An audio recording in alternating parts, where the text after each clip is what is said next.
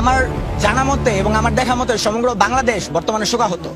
এরকম একটি পরিস্থিতিতে আমাদের স্বচোখে আমরা যারা আবাসিক বর্তমানে আছি মাইলস্টোন হোস্টেলে, আমাদের দেখাই আছে যে কমপক্ষে আমাদের 100 থেকে 100-র অধিক আমাদের ছোট ভাই ছোট বোনেরা মারা গেছে।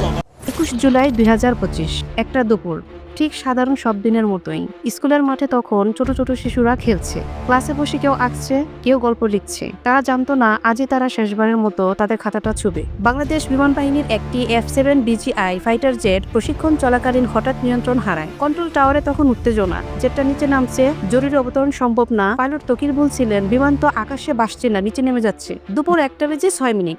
বিকট শব্দে কেঁপে ওঠে পুরো এলাকা। একটি শ্রেণীকক্ষে তখন ছিল 18টির মতো প্রাণ। মাত্র কয়েক সেকেন্ডে সবকিছু গলে যায় আগুনে।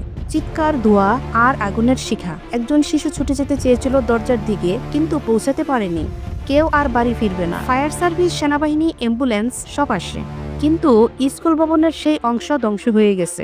সেখানে থাকা এক ছাত্রের দেওয়া তথ্য মতে যতটুকু জানা গেছে, 100 থেকে 100-র অধিক ছাত্রছাত্রী নিহত হয়েছে এবং আহত 150 শতাধিক।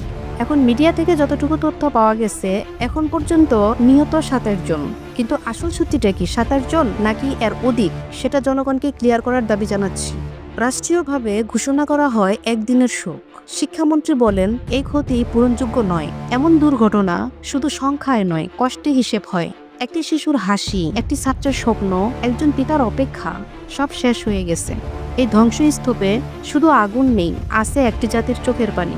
এই ভিডিওটি তাদের জন্য যারা শুধু স্কুলে গিয়েছিল আর কখনো বাড়ি ফিরে আসেনি। তাদের প্রতি আমাদের ভালোবাসা ও প্রার্থনা, আল্লাহ যেন তাদের জান্নাত দান করেন।